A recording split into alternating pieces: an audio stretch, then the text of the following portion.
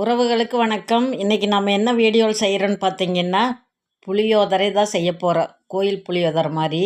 அதுக்கு உண்டான பொருளெல்லாம் எடுத்து வச்சுக்கிறேன். கடலப்பருப்பு, உளுந்தம்பருப்பு, கொஞ்சம் மல்லி, சீரகம், வரமிளகாய், மிளகு, வெந்தயம், கருவேப்பிலை.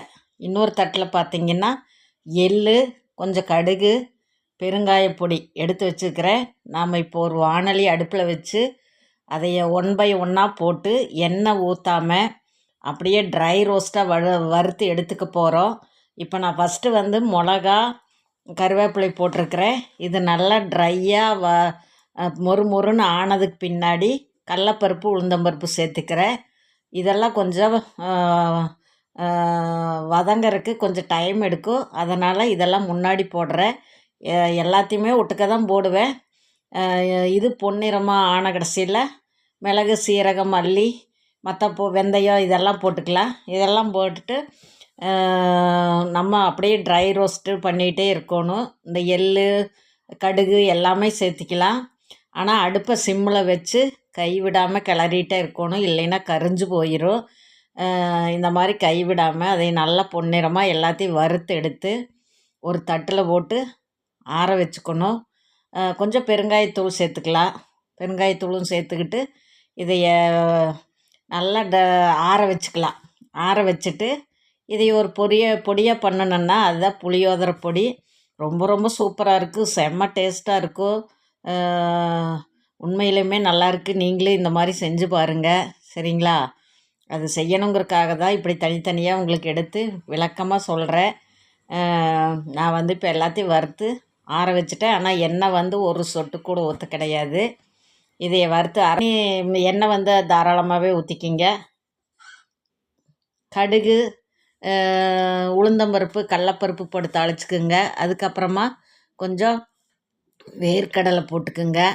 போட்டுட்டு இது எல்லாம் நல்லா வதக்கி விட்டுட்டு நல்லா பொரிஞ்ச பின்னாடி பூண்டு ஒரு 10 பல் பூண்டு வந்து இடித்து வச்சுருக்கேன். அந்த பூண்டு போட்டு பச்சை வாசம் போகிற அளவுக்கு நல்லா வதக்கி எடுத்துக்கோங்க. வதக்கி எடுத்துட்டு நம்மளுக்கு காரத்துக்கு எவ்வளோ தேவையோ, வரமிளகாய் மட்டும்தான் சேர்த்த போகிறோம். அதனால் காரத்துக்கு வரமிளகா சேர்த்திக்கிங்க. கொஞ்சம் வெயில் காலம், அதனால் கொஞ்சம் காரமெல்லாம் குறைச்சே சாப்பிடுங்க.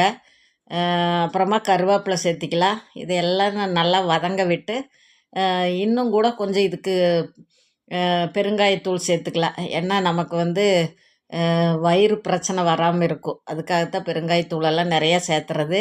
சேர்த்துக்கிட்டு அதையும் தாளிச்சுக்கிட்டு தேவையான அளவு நாம் உப்பும் போட்டுக்கலாம். போட்டுட்டு இது நல்லா வதக்கிட்டு புளி வந்து நீங்கள் உங்களுக்கு எவ்வளோ உரப்பு தேவையோ அதுக்கு தகுந்த அளவு புளி கரைச்சி வச்சுக்கோங்க.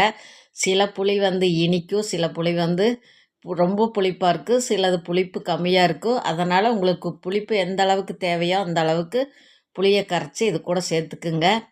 அதில் வந்து மஞ்சத்தூள் போட்டுக்குங்க.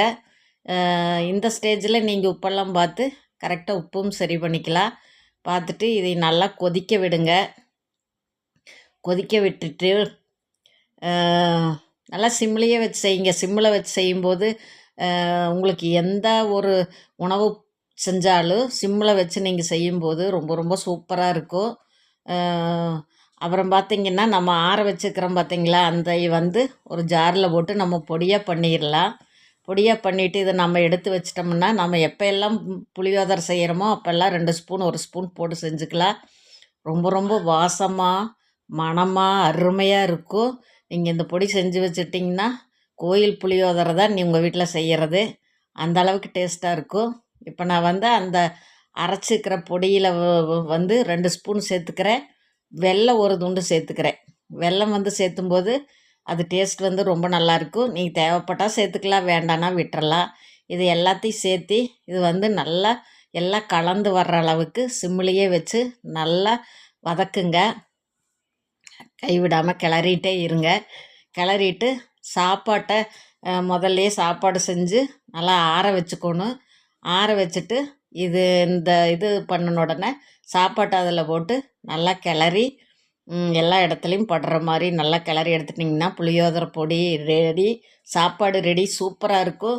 மறக்காமல் செஞ்சு பாருங்கள். லைக் பண்ணுங்கள்.